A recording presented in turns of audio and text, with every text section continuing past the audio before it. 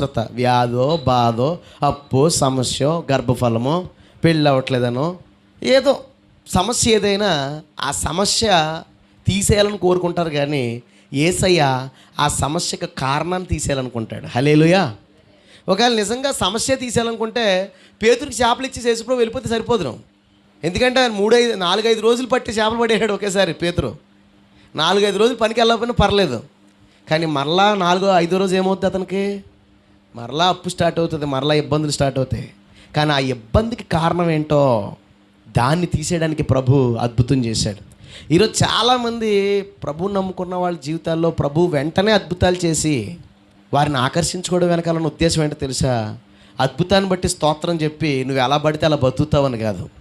ఆ అద్భుతం వెనకాల ఆయన ఉద్దేశం ఏంటంటే నీవు పాపివని గ్రహించి ఆయన రక్షణలోకి వస్తావని. హల్లెలూయా.